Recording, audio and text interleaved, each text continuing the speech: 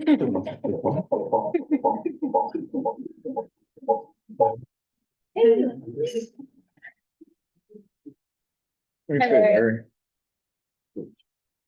done roll call first. We haven't done roll call yet, and we're not rolling yet. Like, oh, like Sasso. Hi, Gabe, are you there? Yes, we'll be starting in 1 second. Okay. Hello, land use. I hear you. Okay. Now we are ready.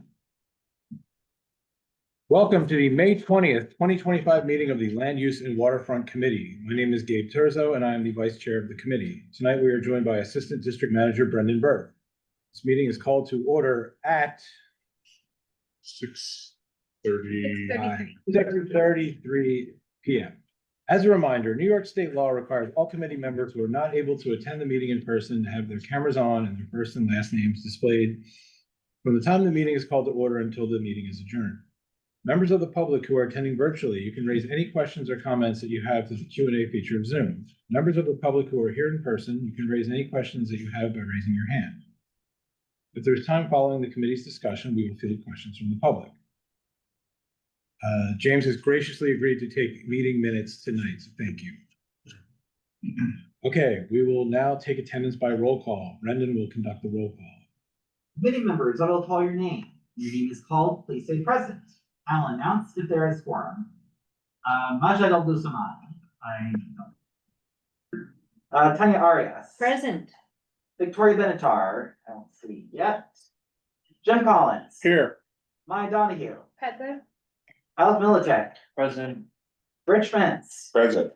Larry Shire. Present. Sandra Sherrod. I don't see yet. Letty Simon. Present.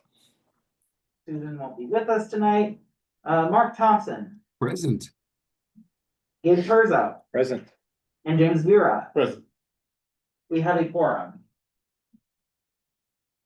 Okay. The agenda for tonight's meeting was distributed ahead of time by the board office and is reflected on the screen before you. If there is no objection, we will adopt the agenda. Members of the committee, if you object to adopting the agenda, please raise your hand. Okay, seeing no objections, the agenda for tonight's meeting is adopted. The minutes from the April 28th meeting were distributed ahead of time by the board office. If there is no objection, we will adopt the minutes as drafted. Members of the committee, if you object to adopting the minutes, please raise your hand. Seeing no objection, the minutes from the April 28th meeting are adopted. They will soon be available on the CB6 website. Okay, let's set some ground rules. In order to conduct an efficient meeting, let's observe a few rules. No one may speak until granted the floor.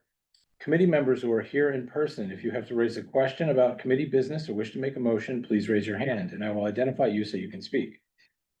Committee members unable to attend in person, if you have a question about committee business, you may raise your hand through Zoom and I will identify you so you can speak. All committee members, it is extremely important that only one person speak at a time, so the members of the public watching at home can understand what is being said by each committee member. The chat function for committee members present via Zoom should not be used for committee business or questions about agenda topics. All such remarks should be made on the record by raising your hand through Zoom. Chat should only be used to alert us to any technical difficulties you are having or to state in writing information like an email address that was already stated aloud on the record during the meeting. Okay, moving on to committee business. Tonight's agenda. Presentation by the Eastside Coastal Resiliency Project on the upcoming phasing transition in East River Park. And they are here via Zoom, I believe. Yes, that is correct. Okay. Are we ready to go? Yep. Yep. Yes, okay, great. Let me share my screen.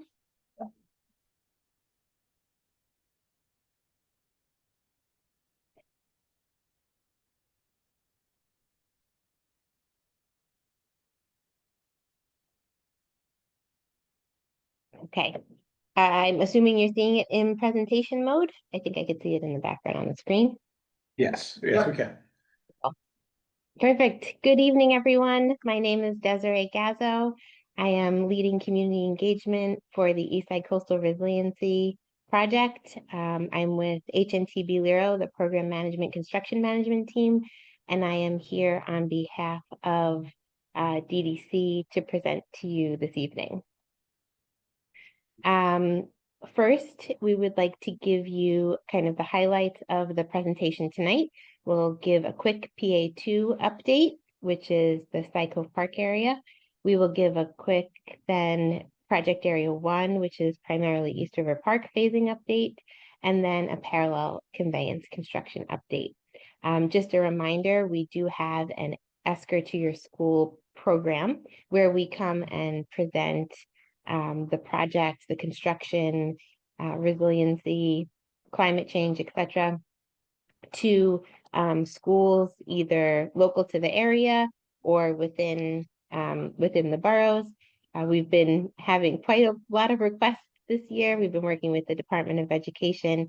And again, we'd love to present to the local schools. So if you have any schools that are interested, the link is here, or you could reach out to us. We also do tabling and community events. This is a picture from a Work With Us event with lesson that we did recently. So please, again, reach out if you'd like us to come table in the neighborhood or at an event. So just a quick refresh of our contract areas, since we haven't been to CB6 in a little while. Project Area 2 is East 25th Street down to East 14th Street, excuse me. Project Area 1 is East 14th Street to about Montgomery Street. And then the parallel conveyance project, that's the little areas in red, which spans between Project Area 1 and Project Area 2 in the local side streets primarily. This little area dashed to the bottom is the East River Greenway Pinch Point area, which is a separate DDC contract. So the overview of the three contracts are here. It is a lot of text, and we'll get into most of it in most of the kind of current and important things. But we always want to give an overview of where we stand for the projects as a whole. So for Project Area 1, there's currently partial closures of East River Park, south of East Houston, and Ballfield 7 and 8, and then a Greenway closure to East 10th Street and Corlears Hook Park. The Corlears Hook pedestrian bridge, the new bridge, is installed. However, we're still using the temporary bridge, and the Delancey Street Bridge is open. We have ongoing utility work, flood wall activities, retaining wall work, deep sewer work, and we have quite a few amenities in progress, which we'll talk about in the slides coming up. For parallel conveyance, again, I'm going to get into that when we talk about the parallel conveyance slides. And then for Project Area 2, we are substantially complete, and we're working on some punch list items, but we do have all 3,129 feet of flood wall installed and all gates number 7 through 18 installed. We also have several construction galleries where you could see photos of all of the work that was completed. So again, for Project Area 2, which is the CB6 area, Astor Levy Park is open, Murphy Brothers Playground is open, and Stuyvesant Cove Park, the only portion that is closed is the work around Solar One, and that work is progressing. We do have an upcoming closure that we want to share.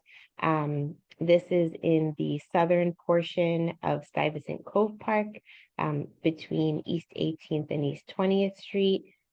The sidewalk there along the water, it needs to be reconstructed. So we will be closing it in portions starting Monday, June 2nd. The work hours will be from 7 a.m. to 3:30 p.m. Because we are doing it in portions, it will take about 2 months, and that's so we don't have to close down the entirety of the walkway. Ferry access will remain at all times, and we are producing a full advisory, which will likely be finished tomorrow. We just received the update on this work, so we were happy to be able to talk to you about it before the advisory comes out tomorrow. I believe after the work from East 18th Street to East 20th Street is completed, there will be some work that needs to happen East 20th Street north to the Solar One area. But we'll have more information on that when it happens.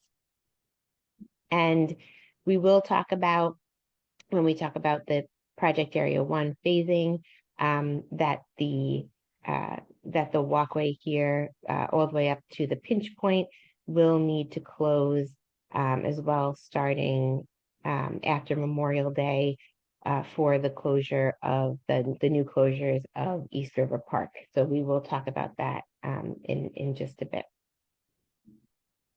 So for the phasing update for project area 1, which again does impact a bit of the access between project area 1 and project area 2. So south of the Williamsburg Bridge, scheduled for Monday on Memorial Day, we will have new areas of the park opening. That includes fields 1 and 2, which is currently open. And then this full area between fields 1 and 2, and then the south tennis court, which includes the multi-use turf, basketball area, lawn, and picnic and barbecue area, as well as the adventure play area, will open, again, is scheduled to open on Memorial Day. There's been some conversation about the time, and it looks like it will open kind of mid-morning time. The areas in red are still active construction areas. There will be portable restrooms, additional portable restrooms, and then the full restroom access is at Corlears Hook Park. The Corlears Hook Bridge will remain closed. That is not ready to open yet, and access to Corlears Hook Park will be via the temporary bridge from the ferry there.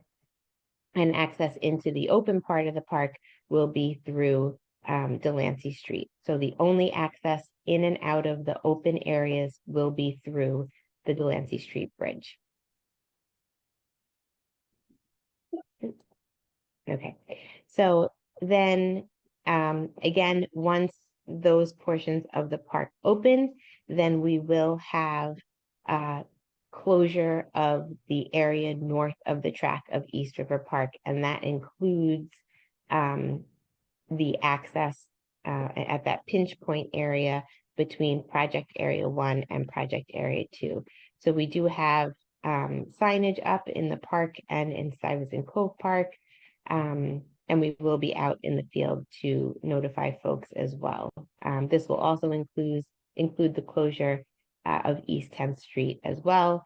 East Houston Street will remain open, as well as East 6th Street, and Ballfield 7 and 8 will close. Looking ahead, in late summer of 2025, the full phase 1 portion of project area 1 will open, which includes the northern tennis courts, the amphitheater, and Corlears Hook Bridge, as well as the Esplanade area to Pier 42 and the ferry terminal there. And then the full portion, the full northern portion of East River Park will also close, so the contractor can move forward with work on that project. And that will include the full closure of East 10th Street, of East 6th Street, and East Houston Street. So whereas we've had phase 1 close, we will now have move into having phase 2 close. And again, that will include the connection between Stuyvesant Cove Park. So this is an overview of kind of the phasing and the access around getting around the closure of the park. A fence will be placed at the beginning of Captain Patrick J. Brown Walk in Stuyvesant Cove Park. So that's what we were talking about there. So there will be local greenway access.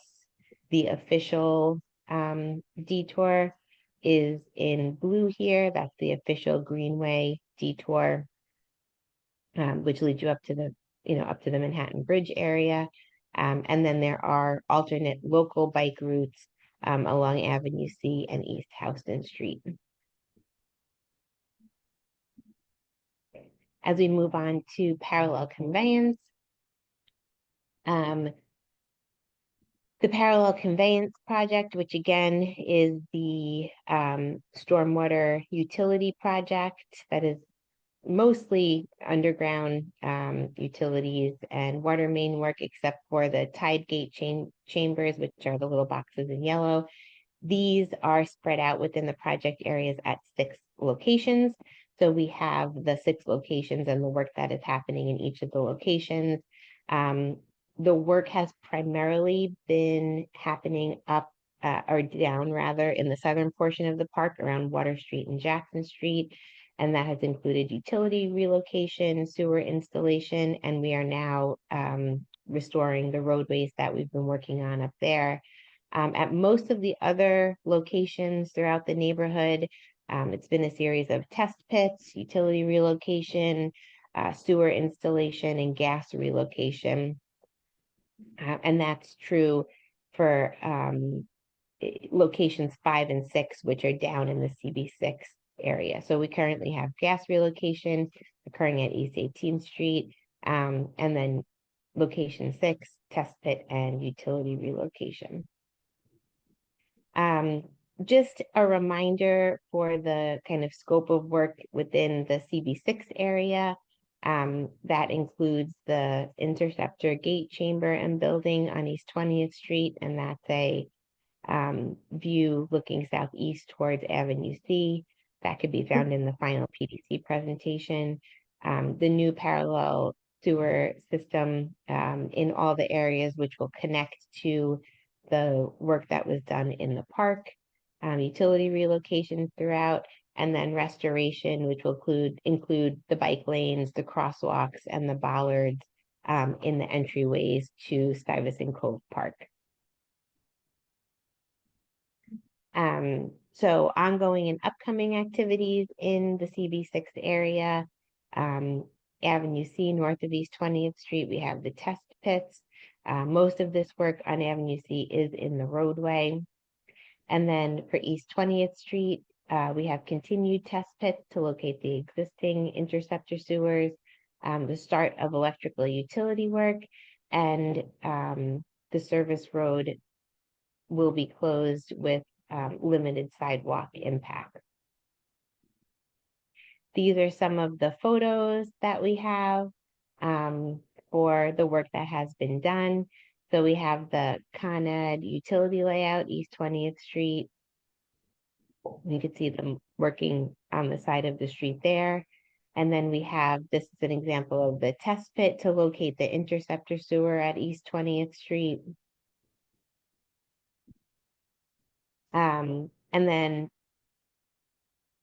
the upcoming activities from Avenue C, from East 18th Street to East 20th Street will be additional test pits for utility and sewer investigations, work in the street and on the northwest corner of the sidewalk, traffic and access maintained.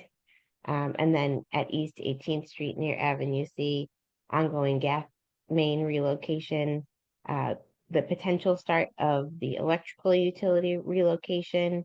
Again, traffic will be maintained here, and work in the street and on the northwest corner of the sidewalk where traffic and access will be maintained. And then here are some of the locations, some of the photos of these locations. And again, this is the gas main relocation on East 18th Street and Avenue C. So we are trying to maintain access there while the work is being completed. For our resources, again, we have a great team of community construction liaisons. We have Vanessa and Pauline for Project Area 1. We have for Parallel Conveyance, Tanya, and for Project Area 2, everyone knows Nadine. So if you need to reach out to any of us, please do. And then of course, our project team can always be reached through CB3 or through CB6 or through our emails. We have the inquiry tool. If you have any questions, you can submit them, and we have a lot of information on the website as well. Okay. So, myself and Ethan Kraft, who's on our community engagement team, are available for any questions that you might have about any of the project areas. And again, Okay, thank you for having us tonight. I hope this was helpful. thank you, thank you for coming, Desiree. That was a terrific presentation. I'll start with just a quick question. I apologize if I missed this. Is there a date yet for Solar One, the area around that to be totally clear of construction? I don't have a specific date. Ethan, have you heard anything or Kristen? I know we have Kristen on from DDC, but we're not plugged into all the EDC conversations. The last date I heard was earlier this year. They were targeting the summer, but I haven't heard anything since earlier this year.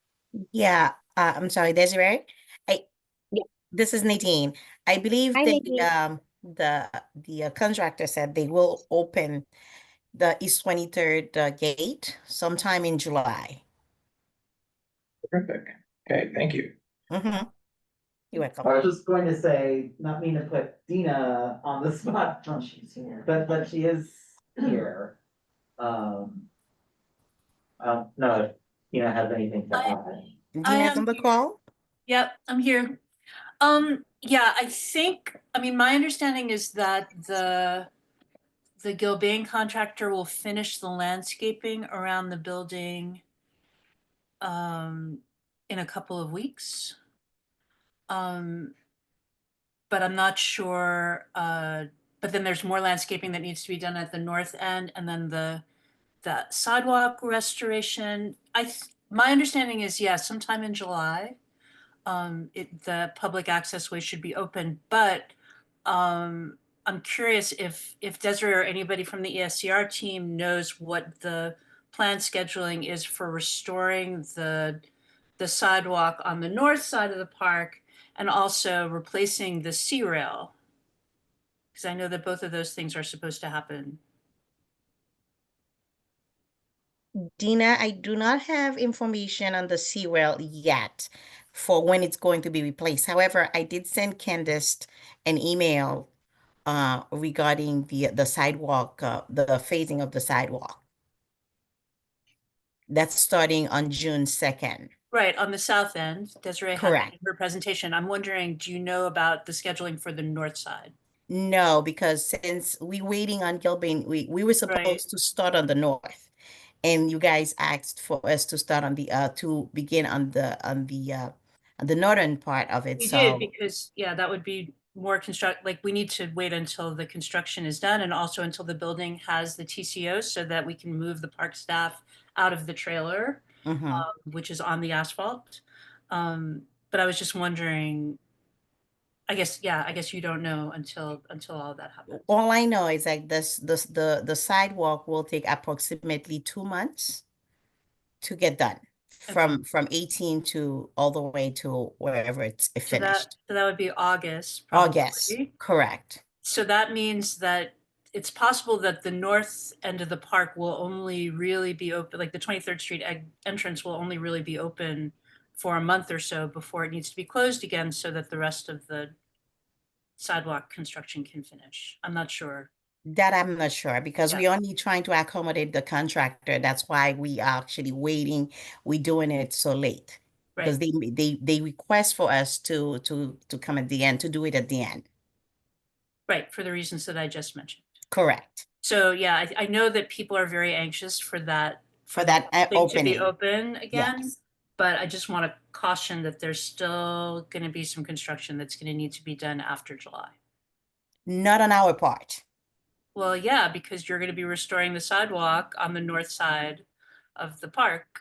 Yeah, but so far the delay. Okay, no, because... thank you guys. No, but we're all looking forward to it. And I guess I have another quick question regarding the sidewalk. Is that new construction, that sidewalk that's being repaired? I'm trying to picture it, and I think or is that something that's been on the punch list for a long time? It's been on the punch list for a long time. It just have to get done. We were waiting for the winter to end before we started the new sidewalk, the replacement of the sidewalk. Thank you. Okay, Sure. Jim. I have a quick question. It's outside our district, but I'm curious. When did you say the ferry spot at Corlear's Hook will be reopened? And is there going to be any outreach to let people in that community know that it is now a little bit more accessible than it is? Because right now, there's a real dearth of ridership going to and from Corlear's Hook on the ferry service. First of all, it's limited stops at there anyway, but, it's just not. It's not as usable to people in that community as it should be. And a lot of the people there have relatives and what have you over in in Brooklyn and Queens. So I'm not sure if I'm understanding the question. I know the Corlear's Hook ferry terminal has been open throughout No, it's been construction. open, but it's, you have to walk over, you know, it's quite an effort to reach the actual ferry now during the construction period than it was prior to the construction period. When you say you're reopening it, I'm just wondering when that will occur to restore it to its former situation, its prior situation. Yeah. So I mean, right now the temporary bridge still is at Corlear's Hook Park, but the Corlear's Hook permanent pedestrian bridge is scheduled to open late summer 2025.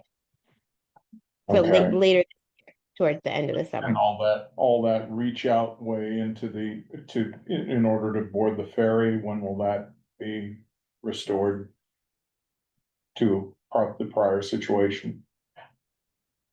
It's a considerable distance from the shoreline, if you haven't been there.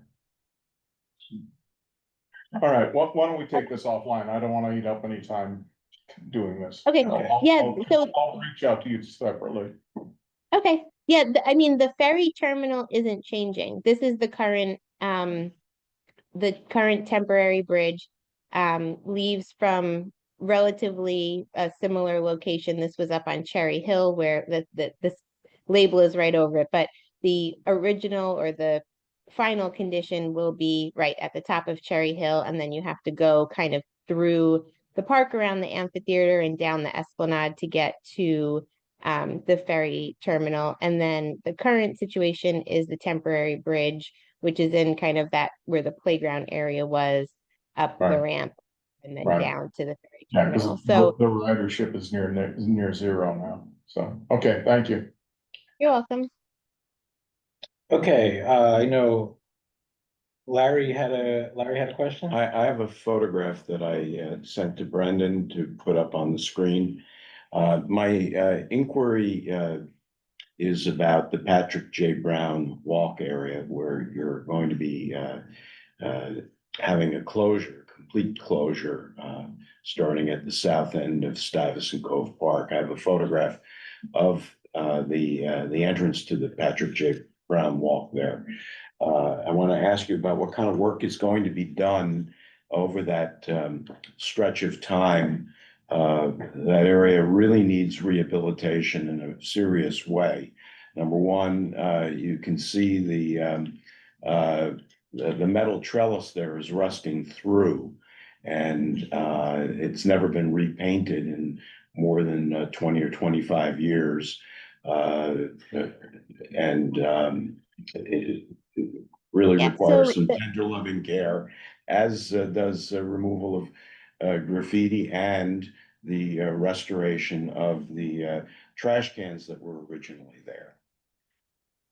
So that area is actually not included within the East Side Coastal Resiliency Project at all. So the project area one. I understand that. I understand that, but since this area is going to be completely closed, it's an opportunity for your partners, whoever they may be, who have jurisdiction over this area, to take care of business. Also, a partner who's building the Pinch Point bypass can get some serious work done while this is closed. Because when they're doing the bridge or whatever, they're gonna have to close it again. And just as a point of note, this board is on record asking for this walk to be rehabilitated via resolution about 5 years ago. So We can share that with the city partners, 100%. It is currently not in the East Side Coastal Resiliency contract. DDC will hold the contract, or is holding the contract for the Pinch Point bypass, as you mentioned, or the Greenway. That project is currently under procurement. Kristen, did you want to speak to that? Yeah, I could just add a little bit of information that we have going in regarding the Greenway. Right now, we have put out the request for qualifications, which is going to be followed by the request for proposal. However, that can take up to about a year. And once we have that team on board, we will come back and present to the community board with design considerations so that you guys can be implemented in the design and the phasing. Right now, that's the only information that we have, but I will be sure to bring back the state of the Patrick J. Brown walkway to my colleagues to see if that can be implemented within the scope. and real quick, do you know if the Pinch Point is going to be design build or design bid build? Design build. So the process of the entire process will be around 3 years from the start of design to the end of construction. But it will be going on simultaneously. Perfect, thank you. Does that mean a 3-year closure? Well, as you could see, the Greenway is going to go outside on the outer side of the Con Ed facility. So if the East River Park, if Esker construction completes before the construction for the Greenway opens, or, you know, the Pinch Point area will likely reopen. And then again, depending on how the Greenway ties in, then it will be determined if it needs to close, you know, due to the Pinch Point or the Greenway construction. Right, Kristen, is that correct? That is correct. Yeah. Thank you. Okay, Sandy, I'm sorry. So who do we advocate with to get that work done on Patrick J. Brown Walk? I mean, it's crazy not to do it now. Sure. Add it to the RFP. Can someone answer that? Could you hear me? No, it was very difficult to hear the question. I think Who do we speak to get that thing, that Patrick J. Brown walk corrected? Yeah. Hey, Sandy McKee here. I just want to know, who do we advocate to get that work done? We've been asking for it for a long time. It makes sense to do it now. Obviously not Desiree Kent. It's not going to provide it for us, but who's going to, it's got to be funded by the DDC? No, so I think the jurisdiction of that walkway is an interesting one. And I think, Kristen, was it SBS who Yes, ultimately? it is. It is SBS. So what is SBS? small business Small business services. services. So who do we talk to That there? makes no sense. Yeah, Why don't you just advocate to have it added to the same RFP as the Pinch Point work? Well, we can take, again, I think these are great comments that are coming back, and we could certainly take them, and have that as a discussion with DDC and our other agency contacts. We have reached out to them about complaints that have come in about the quality of the walk. So it might be, maybe that's something that, you could advocate for also within the community board or potentially have at an upcoming meeting. But it is city. But we will also take the comments back. It's controlled by the city, not the state. It's part of city work. I had one other question. So much of the greenway is closing during the summer. And I know we'd asked to have some kind of way for runners, other people to exercise and get to have access. So what is the plan for that? So we've tried to keep, again, as much as the park open, including the track area, for as long as possible.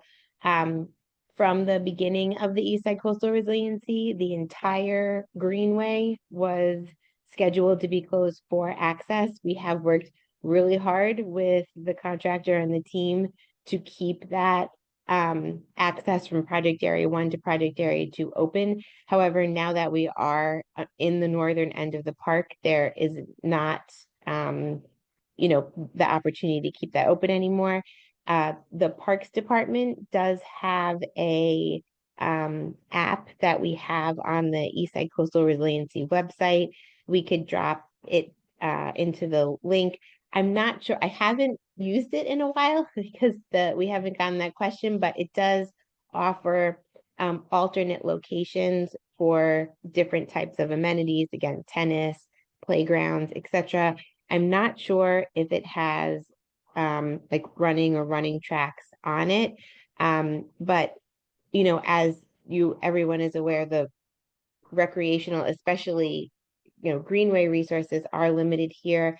I think folks will need to kind of run north if they had previously run south, potentially up to the newer areas of the greenway that were opened to the north of the project. But unfortunately there isn't there isn't an alternate to the Esplanade or the greenway except for the side streets. And then again, the resources that Parks Department has available. Okay, a quick question. If we wanted to fold in the walk into the RFP, and we wanted to, get to the appropriate decision makers, what would be the time frame that would make that possible? Like, when would we need to have that decision made by? I mean, Kristen, I don't know if you could answer it. Again, we're still in the RFP phase right now, so it seems like it is, or RFQ phase at this point. So it seems like, I don't really know the answer to that question, but we can certainly bring that back. And Kristen, when were they supposed to bring on have a selection? The beginning of next year? That's correct. I would definitely have the conversation as quickly as possible. If you're going to bring it to the DDC, because we do have to correlate with the owners, which I believe is SBS. So that would take a larger amount of time. So I think if this is something that you guys want to go ahead and propose, you should probably you can reach out to me and we can start working. Have you issued the RFP yet? We have a resolution. Yeah. Have you issued? sorry, the what was that RFP? question? Have you issued the RFP yet? No. No. Okay. So it could be altered going Okay. forward if we move faster. Okay, cool. No, I just want I just want to repeat that we have a resolution asking for this on record for a long time. Do you want a copy of it? yeah. So I think we are going to make this a priority, is what I'm hearing from this committee. So we appreciate, obviously, you taking this back to DDC. and SBS, and we are also going to reach out independently to try and get this prioritized and folded into the RFP. Any, These are questions in the Q&A. okay, They both been answered. yeah, okay, I think they are, they both been answered. I mean, Kevin's asking if it's not going to be a flyover bridge as previously reported, and I think the design is not finalized yet. They're going to come to us with the design. What's the deadline for the RFP? And we don't have a hard date yet for the deadline of the RFP. I think we just need to act with exigency. Maybe we should give them a deadline.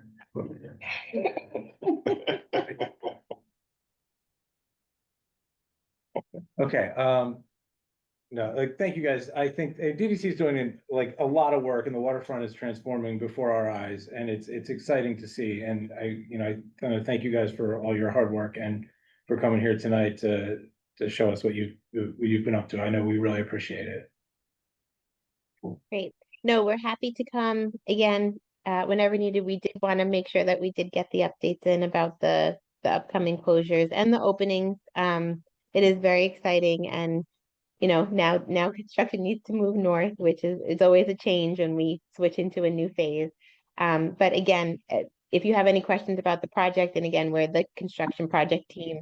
But if you have any questions, please submit them to us, and we will respond and get you in contact, especially again, CB6 with the folks that we need to. So thank you so much for your comments and your questions, and we do hope to see you in the newly opened parts of the southern part of the park. We do speak wonders about the northern parts of the park, and they are in all of the Esker to Your School presentations, and we often give walks and tours up there to show off the great work that's up there. So thank you all again for being a great community to work with during this project. If you have 1 second, we're actually going to open the floor to one more quick question. Thank you. Okay, the last time we inquired about the status of the floodgates, you'd indicated that you were going to have to train staff.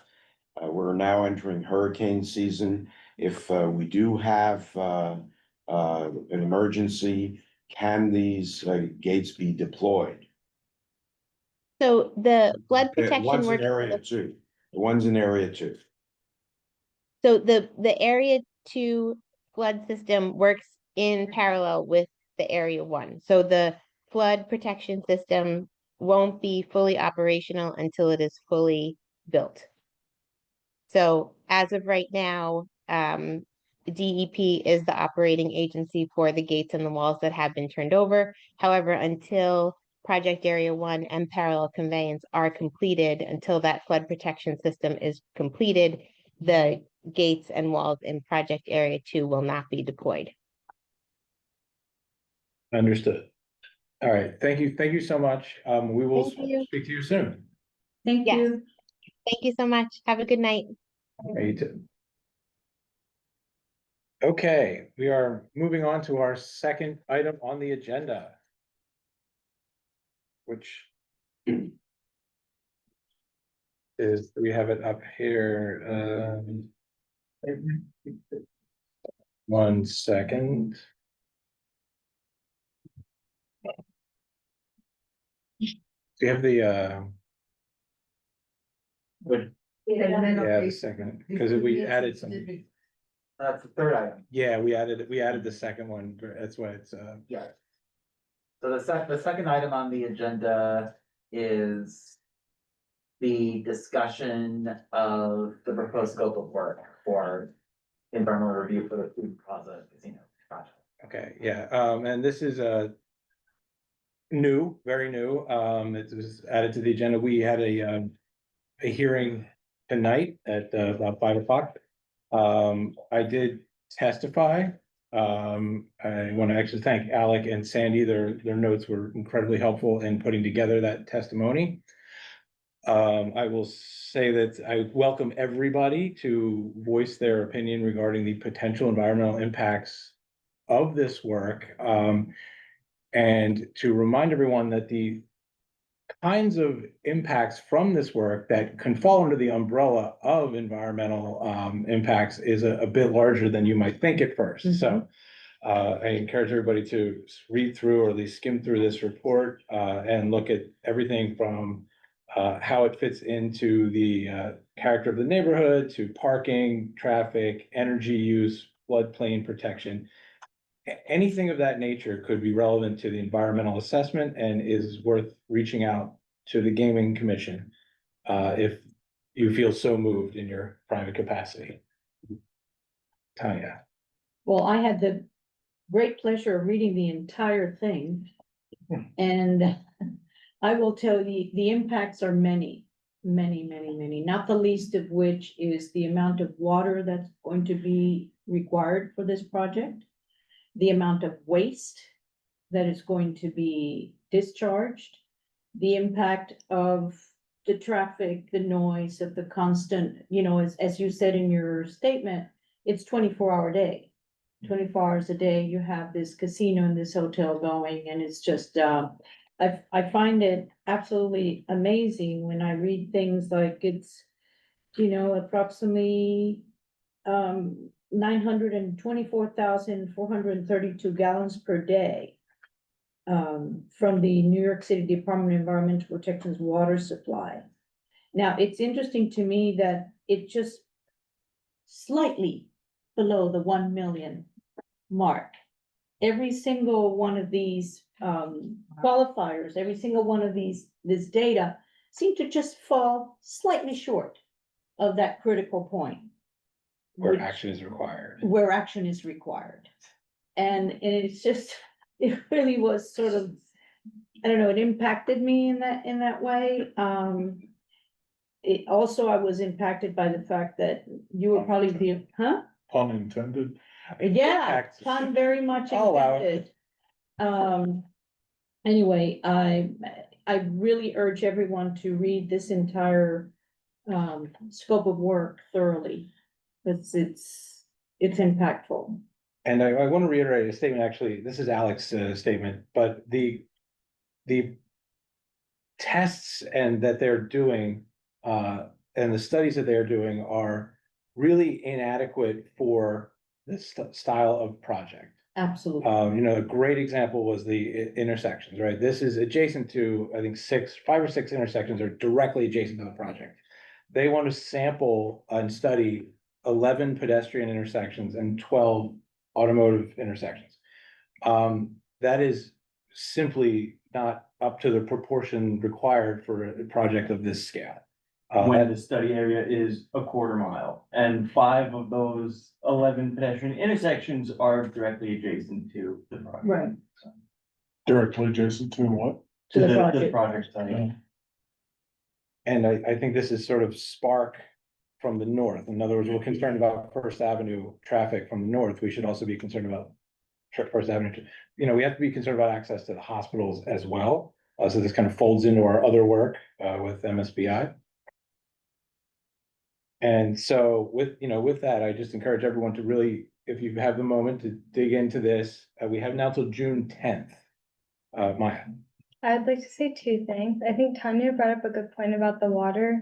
We've heard a lot about the city's aquifer system and the salinity levels from the salting during the winter and everything. So we're already in a problematic state, and just the usage, and as particularly with other things that are coming to the forefront in our daily lives, like AI and data centers that'll be built nearby and stuff like that. So water usage, while under the million in this projected, is still really important and has a lot of impact. I'll also say the community input is really important because the Hudson Yards project just got canceled, and they did cite the community input was a really big factor into the developers deciding not to pursue anything further there. So I would encourage everyone that their opinions do matter.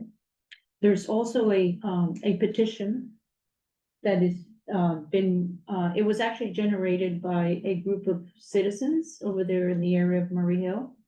And it's been posted on change.org. And as many signatures as we can get before June, the better. we're going to distribute the petition, right? You know, I found it very striking. I was able to listen to the first, hour and 10 minutes of the presentation, and the only voice that was opposed to the impact of what was happening was Gabe. And everyone else seemed to be in favor. This is in view of the fact that for the last year and a half, I have been ear deep in this process with all of my neighbors. Both from Beekman, Sutton, Murray Hill, Kips Bay. I haven't had one single person come to me and be in favor of it. In fact, it became sort of like a panic. You know, we have to stop this somehow, and this is why you had, actually, I spoke at one of the CB6 meetings, and so it just impacted me that all of a sudden all these positive voices showed up. One of them from Stuyvesant Town. He says, oh, this is gonna be great, and we don't even notice when the UN sessions are in town, so it's not going to impact anything. And it's like, dude, you live in Stuytown. What? They should swear those witnesses before they. I know, and last but certainly not least, and I know it's a bit sarcastic on my part, but I may look nice, but I'm not that nice, is that, you know, if you look at You're these. nice.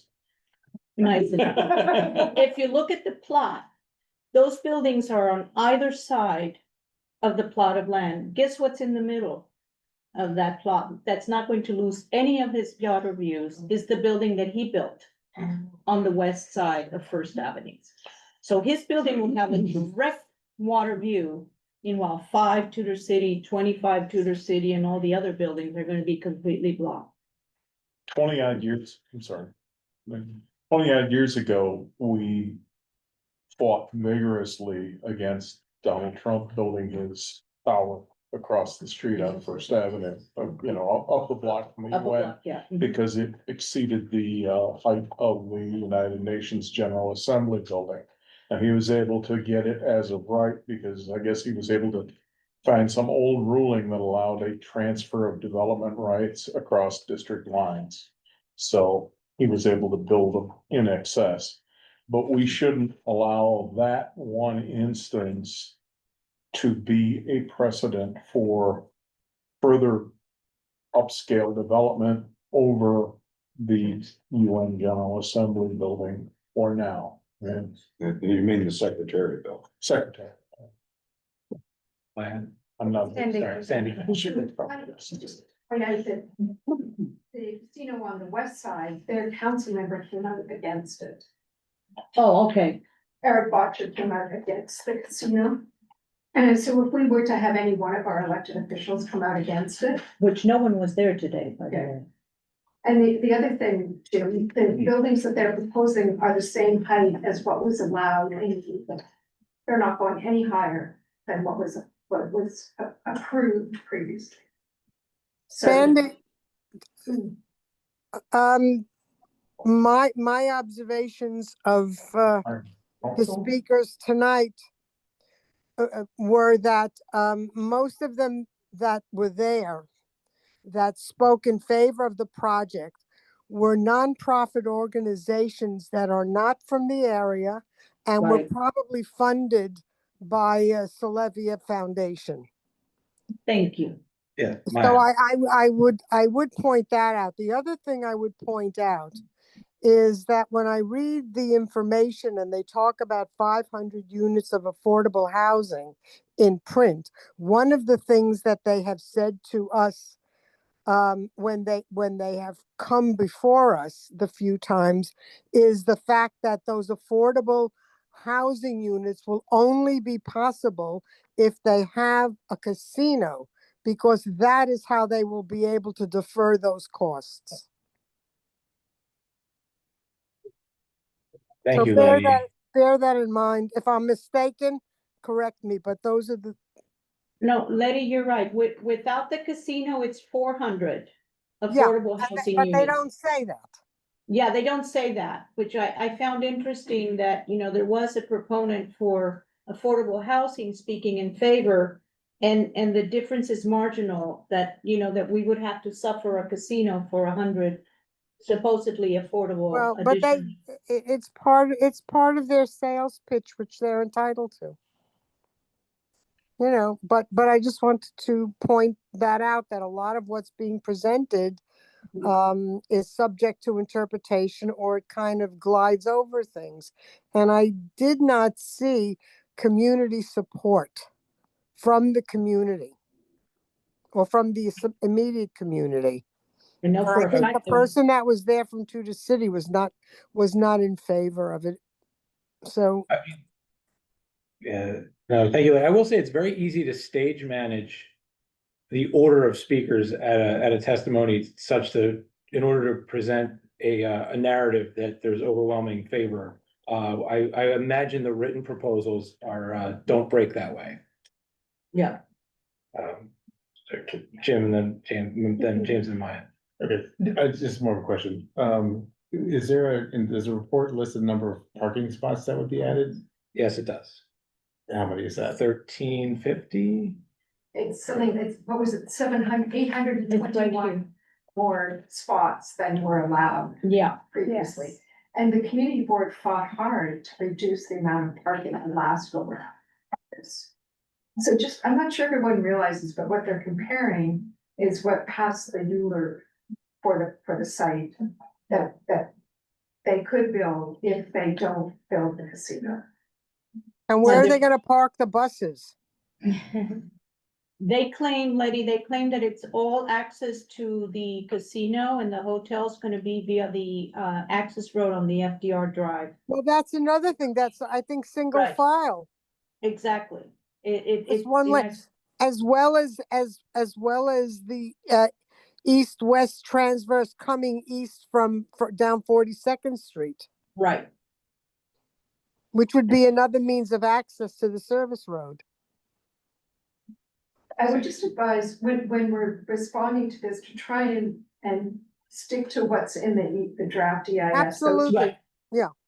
What we're concerned, I mean, there are so many things, as we pointed out, that are problematic, but try and stick to those, because if we stick to the facts, that's gonna be more. Well, there's a lot A lot. here. And maybe what someone on the committee can do is just sort of put together the bullet points. Yeah, so that we know what we should be. Actually, you can do that with ChatGPT or whatever, one of the AI programs to give you the bullet points. Yeah, But absolutely. also prioritize, you know, with the priorities. Like the things Yeah, that well, are red. after No, like ChatGPT does the the, bullet yeah. points, you can prioritize them. We do I have a things- question to the architects on our committee.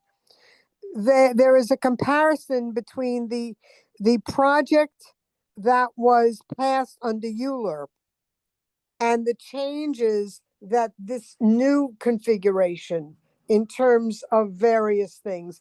At what point would that trigger a different Euler? I don't think it's much. I mean, you I pretty much don't- have to. I would There's say, just, yeah, there will be no new Euler. This is it. The state has the authority to change it. okay. Gotcha. Thank you. They're outside the scope of the existing Euler. Absolutely. That's what this whole EIS draft scope of work is. Maya. What I was going to say is that I know this hearing was on the environmental impacts, which are very broad.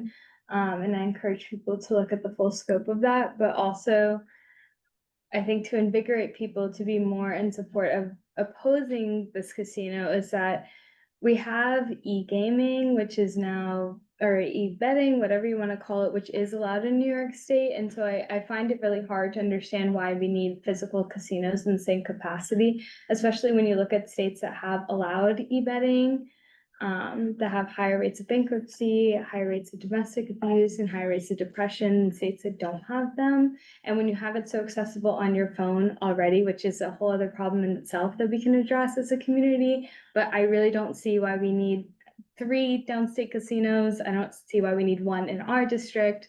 And there's a lot of reasons to oppose this. And if we have to win it on a battle of the number of parking spaces, so be it, but I would encourage everyone to be very against this, which I know this committee is, but for the people who are watching and So who how are are we going- testifying. So how are we going to proceed now? What's our next step? Are we going to do the bullet points? So- And then we're going to submit a resolution? So we've already, we're opposed to the casino Right. as a board. Yeah, And so we're not gonna kind of do a duplicative resolution, but what Okay. we are gonna do is kind of use our position to, one, testify, and then use the position we have and the information we have till June 10th to encourage everybody in their personal capacity to act with the education that we gathered here today.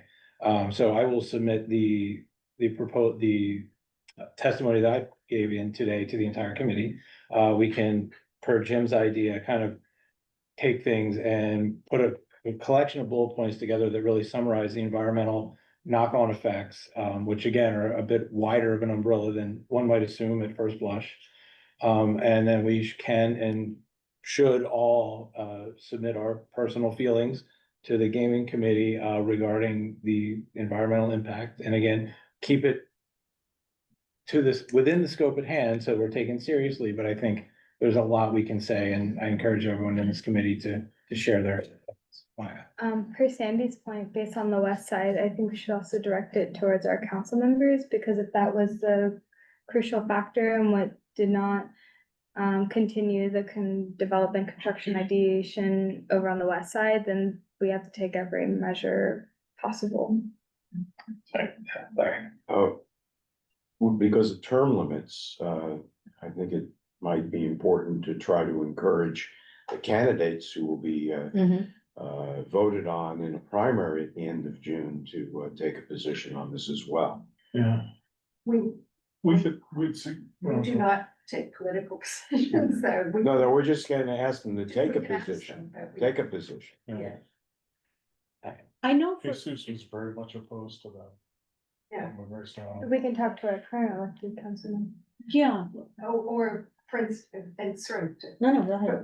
But I mean, the. No, I'm not saying what position they should take, but I think they shouldn't remain silent. I think we can encourage them to say what they intend. Yesterday. What's that? Yeah. I'm gonna say who it was. But there's also our state senator, our state Right. assembly member, the mayor, the borough president. They all have a say. Any one of them could come out strongly against. I have a question. If there is no downstate casinos, is that permissible? I know there are 3 approved, but can there be 0? Can Okay. Sorry, Brendan and Tanya. And the other thing is, we don't know when these like community advisory committees for the different casinos, including ours, form, so. You know, if the committee forms and has a vote before the end of this year, it'll still be, someone from Councilmember Powers' office or someone associated with Councilmember Powers who will still have a vote, so. That's true. Even if he's term limited, as a council member, he may still have a say. Yeah, sorry, Tanya and. I know for a fact that Kristen Gonzalez, Keith Powers have been at our meetings. And the entire community has voiced their vehement opposition to this. So they're very aware. I was expecting to see them today. Yeah, word has I was to be made that expecting they to agree hear with from you. them today. She has been to every meeting of that group that generated the petition. So, these are people who know full well what the community is up against. I'm just wondering why we didn't hear from them today. They probably submitted written statements. Written statements? Jim. Have we heard anything from the native community? And because I don't remember the deal, but Andrew Cuomo did a deal with the native community upstate for casinos. And this would seem to violate that unless, they're doing something with a native community here. I don't think they are. It used to be just the only people that could have casinos were native tribes. Well, Native Mohegan- nations. Mohegan, Yeah, I don't know the answer to that. I would say I'm originally from Florida, where there's a lot of casinos Yeah. on native land. I will say that is physically where they're located, but they're not the beneficiaries of, so whether there's some workaround or some agreement, like, I don't think that's a primary concern in the sense I don't think they're benefiting from it from the beginning. No, I grew up on an Indian reservation, and the Senecas are the only people doing anything in my hometown. It's From 1 to 10, how much leverage they have to? Say again. How much leverage, from 1 to 10, how much leverage they have to get this Who's they? going? Who's they? The Soloviev group. Well, if it was 10, there'd already be a casino there. True. Right, so how much, where are they now? With the opposition that we are representing, and they're like. 7 or 8. I don't No, feel because like I like can answer that this question. idea, like maybe we find this parking, we find an issue that it's just relevant, and we can just focus on that. Well, I think how we can answer that is in this moment, the environmental review is what is before the gaming commission. So in this moment, as a committee, as a board, as private citizens, we can all reach out and comment on the environmental impact. We all can also, in our private capacities, call any elected official or anyone running for office and share our feelings. I mean, this is small enough world. We know these people. We can get in touch with them. And the environmental review is not the last phase, so they will open up another point of consideration, I think, in September. I don't recall off the top of my head what it is. So right now, we have environmental review, and then we have another point. So this battle is not over yet. Okay. Sorry, Larry, and then Jim. Okay, in response to Jim's comment, in New York, gambling laws have historically been limited to casinos on Indian reservations, as you pointed out, but times have changed. In 2013, voters approved an amendment to the New York State Constitution that allows Las Vegas style casinos throughout the state. How are you going to say? What about the, I forgot, I lost my train of thought. Just based on what you were saying, the FDR and the lack of public transportation to that site seems like the weakest link in the whole thing. Because the FDR is a known, everybody understands how terrible that is. That would be my recommendation, because you get more people who are fully very aware of that deficiencies there. Yeah, absolutely. That and the access to the hospitals, I think. Yes.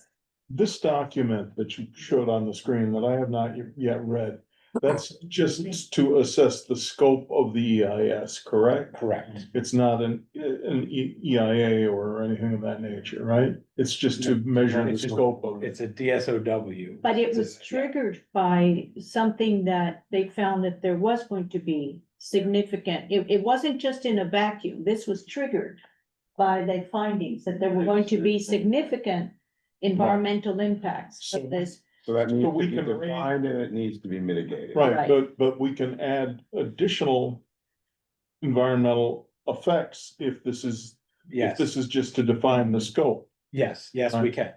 I have two questions, or 2 points maybe. One is if we're having all this increase of people coming in, particularly if we're making accommodations for all their vehicles, it's not contrary to the congestion pricing. Yes. Central business district. And then my other point is I know CB is doing a lot of pushback against the Lenox Hill Hospital addition, but from what I understand, like it's moving forward or it's whatever. But how do we play that into with access to our hospitals and everything if the hospital corridor is going to be moving more north? Just something for us to think about. No, I mean, I think those are all fair points and we can all raise them. And we can all send slightly different emails, whatever our personal feelings may be in our personal capacity. And it may be that the environmental impacts are unmitigatable, and that might be the finding. I think that valid would be. Is there anything I can do through the AIA? I'm in the board of the AIA, so I could help somehow, maybe, perhaps. I don't know, maybe just in your personal capacity. In my personal capacity, same thing that we can think of. that you should, you know, I should address. We can brainstorm. Yeah, America needs to do the Oh, we can brainstorm offline. I think Yeah. that could be Okay. interesting. yeah. All right, so any couple Just last to- questions? Just to expand on your thought about, if environmental effects are unmitigatable, there still is the possibility that this thing would be allowed to go forward, is there not? Yes. Yes. And with the attrition rate, the more and more of these operators have pulled back. I think know, there's- also in your testimony that you gave, the point about how it's contrary to the union, the consulates, like that, our type of neighborhood is also a very strong position. It is very contrary. And that's also an acceptable environmental impact. Yeah, Where are the unions on this? Imagine they're supportive of they're it. supportive. One last question. Jobs. Do we know, because there's a planned residential development there that's approved already? Yes. And then there's residential development and a casino. Do we know the delta between the two in terms of the impact? That's what's being meant and summarized, yeah. Okay. Yeah. But it's in that report. 949 units of housing, Yes. 1.1 million more square feet of square feet of buildings, but 1,000 less units of housing. Right. Okay. That's okay. Sorry, I keep talking. No, no, I'm very passionate about this. The I will original. take a passionate committee over The original plan at one point included office space, but now that office space is no longer, needed. That would have to take, I guess, residential would have to take the place of that. But I don't know how they're gonna handle that. My question now is, once we take all of this, we chat GPT it, we have all the bullet points. Are we sending that as our position to Kristen or no? Well, so I guess our position was the testimony today, which I'll submit in writing, but your position as a resident, as a member of the I've community already board. sent and her two of them. Consider a third, Okay, a refined one. okay. And sorry, I just like to point out, unfortunately, we would need a resolution. Oh. okay. And because what we based, or what Gabe based testimony on was the resolution that we already had, Okay, and we don't have enough time to pass it before. okay. Just the timing doesn't work out, so. And I volunteer to send that bullet point. And actually, it came up at Borough Board, and the Borough President is asking for an extension because there is no time for boards to prepare this information. It's very evident that if you need to write a resolution, it needs to pass two committees. It takes at least a month. So we need to pass a resolution to submit comments to the draft scope of work? If it's outside of what we've already discussed. Oh, I see. I mean, we gave testimony based on, what we had already talked about. But if we wanted to specifically address it, we really should have a resolution. Maya. Well, but we were just talking about, I think the testimony did address what we've been talking about. But when we were talking about our budget items last month and we took it out, I think we should put it back in. Well, actually, so that brings us to, Sorry, I'm saying, if we want to do a resolution in the hopes that we will get an extension, we could do that. But maybe. is there? Executive committee meets tomorrow. Is there any grounds we would like to bring up that has not been mentioned in some CB6 resolution in the last 4 years? I mean, I think we've cast a reasonably wide net. Yes, I And think we didn't address the water problem. We didn't address the problem. And the waste problem. And the energy also, that's a huge a thing. lot of energy. We were that's talking being- about in transportation and putting new e-bikes that charge at the station, which puts a burden onto the electric grid. So then I already think that that's a lot onto the electric grid. It's not really built for all this usage that we have and all the tech that we have to charge. And blah, blah, blah. So like having a whole complex like a casino is going to be The energy crazy. needs of this casino, when you read this, The energy it needs of just- the city as we stand today. yeah, are- well, if you add this, What will it do to rates for local The rates businesses? are already going For up. They're local already- businesses.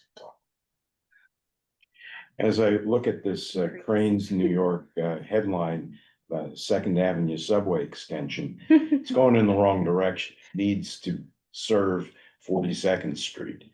And that should be something that we also emphasize in one of our bullet points. I think we probably covered it in one of the resolutions, but I think it stands repeating.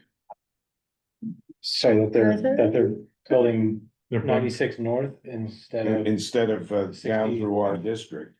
And if they're going to have such a huge transportation impact, there are plans to build a Second Avenue subway. In the Bronx. No, through Hanover Square and in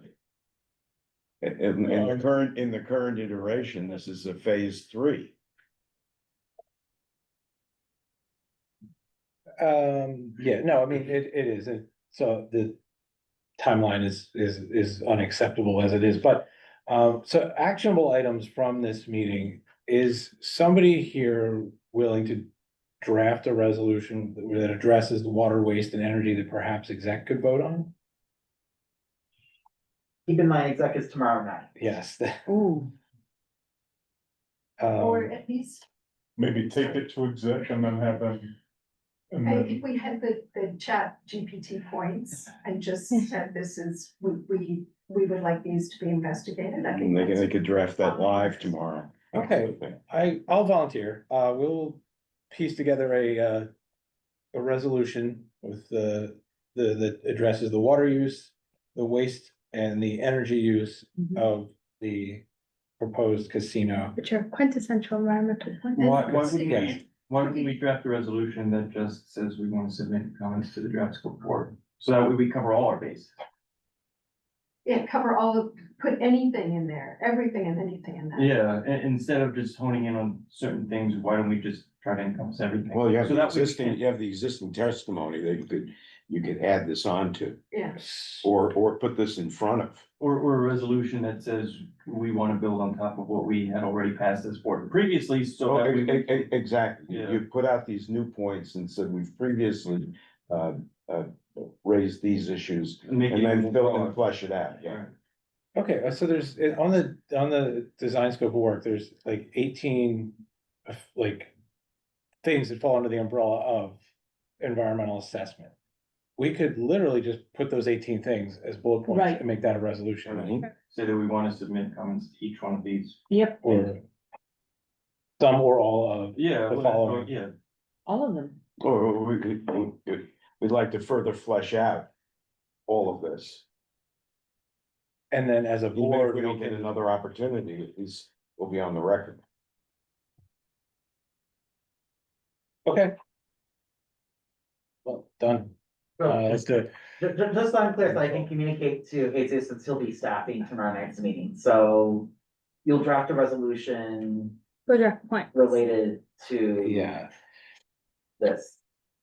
Scope of work. yes, not a lot of whereases. That'll be presented. Mostly resolves. Yes, that is correct. Okay, It's a budget. Chat GPTs. Budget items. Use more water, Tanya. Huh? What? Did you use more water? Use what? More water. Oh. Chat GPT. It was a It's not joke. I would use water, it's also the water, water waste. energy and all that. It's also the water waste. It comes out It's the together. water. Okay, so moving on, as this dovetails very nicely with our third agenda item, which is revisiting the statement of district needs regarding one paragraph that happened to relate to the potentially talking about casinos in our district. I revised it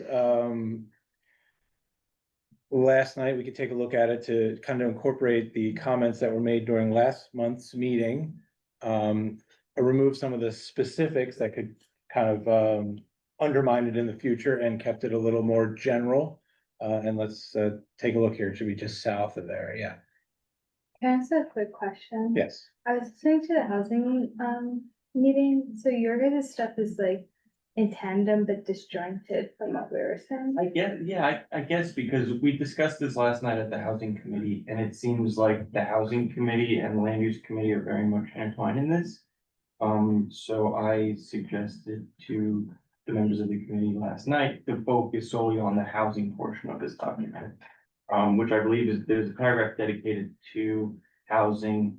And some members of the committee did have some suggestions and edits that they would like to make in this document. So I guess it will be in tandem with what we as the land use committee will eventually provide as well. Do you know when those, edits will be? I asked everyone to take a look at it before next month's housing committee meeting, and we meet, I believe, on the 16th. Perfect, because we meet June. We'd be the week after. Okay. So we will live up to our pledge to have a complete and final document. Did you? by Yeah, the so end of- land use committee, I guess, will have the final say, whatever housing committee included. Okay, excellent. So, this should be very quick. I think the following paragraph, I did my best to incorporate again, the comments from last month's meeting. And if we're all okay with this is a wrap and we can move on to the next thing.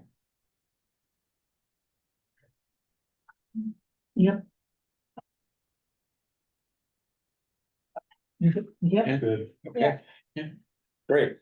Terrific. Really. The other item was from the budget. We're gonna move on and talk about the DCP item regarding the a study of resiliency of from 25th to 59th Street. And the agreed upon course of action was that Maya was gonna draft a series of letters to send to, a series of questions to send in a letter form to DCP. And we're gonna subsequently request to speak with them, and then once we have a bit more of a common understanding of what we're asking for, we're gonna have them come to the committee. Maya put a lot of work into those questions. I think they're pretty spectacular. I encourage everybody to read them. We can submit them. And so we will have some finality on that budget point as well, hopefully within a month. And where can we find them? I'll send them out. All right, it's not quite 8 o'clock. We are cooking here. And I think that's the, You wanna talk about MSBI?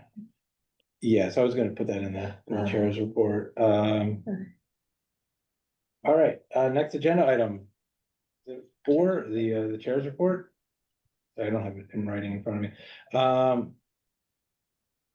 Okay, so a casino is formally off the table at Hudson Yards. Which means we will need to redouble our efforts here, which is kind of circling back to what we spoke about tonight.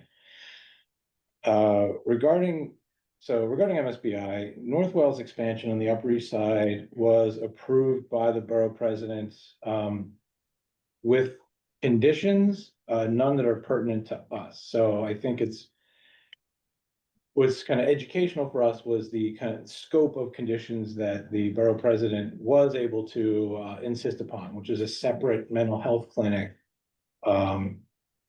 physically separate from the hospital expansion on the Upper East Side.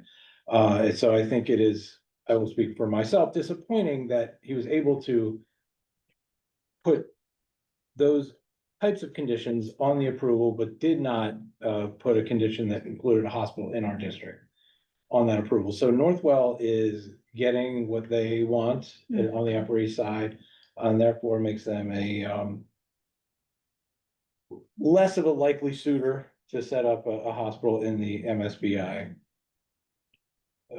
space. But we're gonna continue our work to focus on proactively attracting a hospital as opposed to just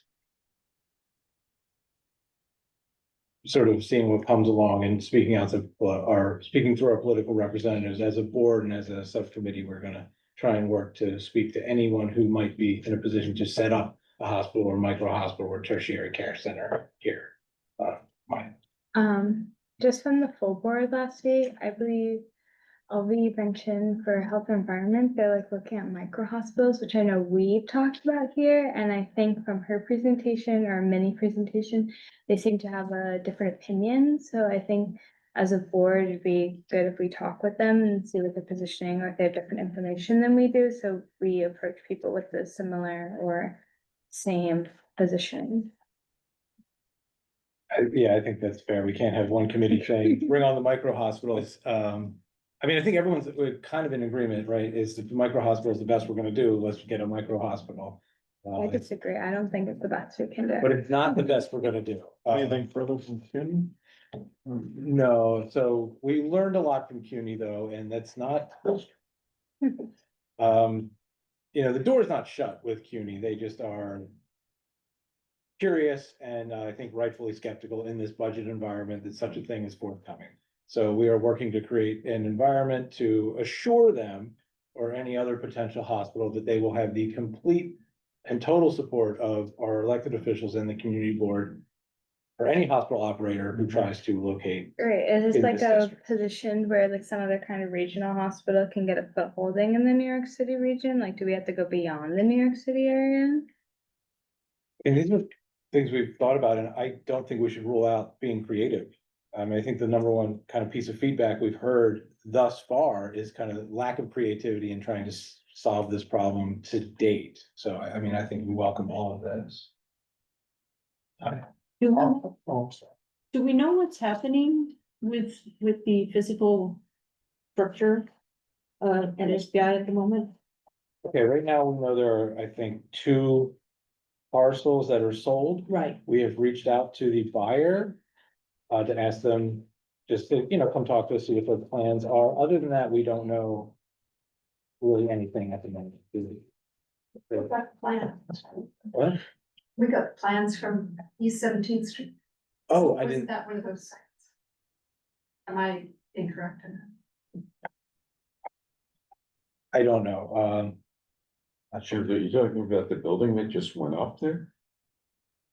No, this is, we received plans from 17th Street, and sorry, while Brandon was checking that out.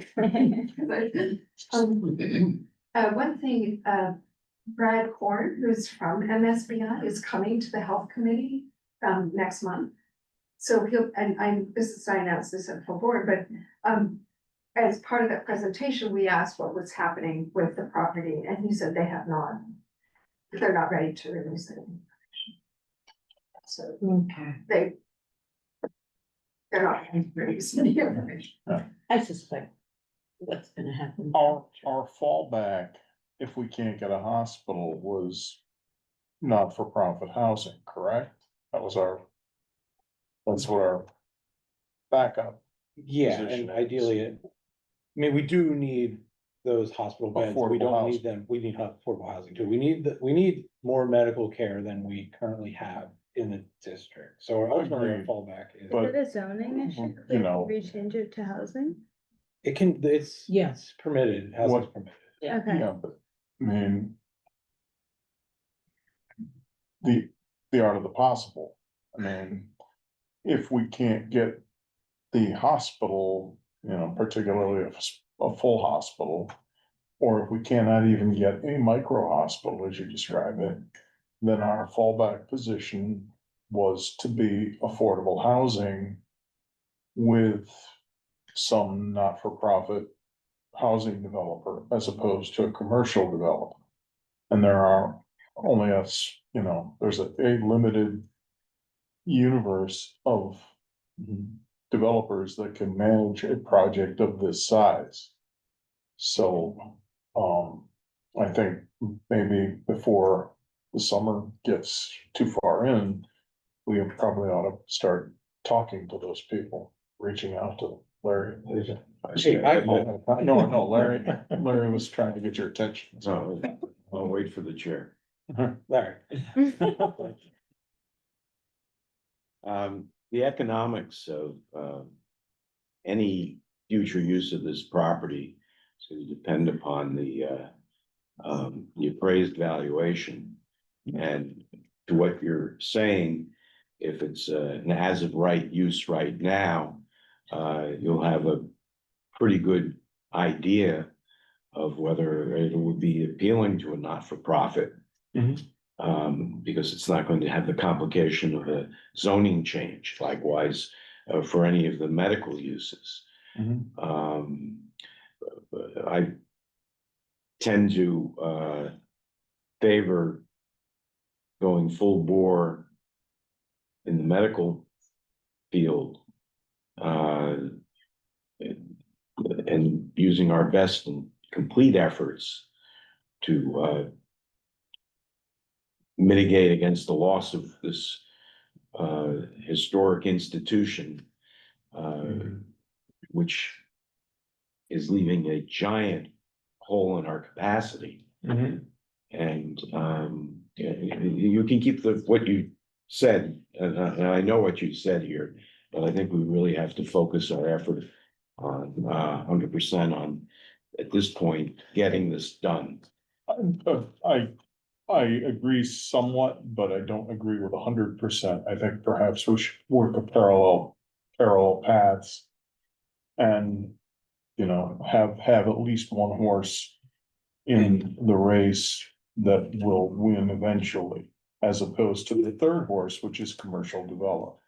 A commercial luxury housing. I think, and then just to wrap it up, I think we're gonna use all of our capacity to try and get an outcome that is in line with our stated values, priorities and goals of the committee. Sorry, and Sandy. I'm sorry, sincere apologies, I was completely confused. It's a building just down the street. That's being developed, but it actually does have affordable housing. The project that they kindly sent us the drawings, which most people don't. And they do want to talk to us, so we will have them here. Oh, we'd love that. And then, Sandy, are we allowed to? Yes. Okay, so we have some very exciting personnel news. I will be replaced as vice chair by Maya. Oh. And I guess I will be stepping into some very big shoes, and taking over chair of the committee.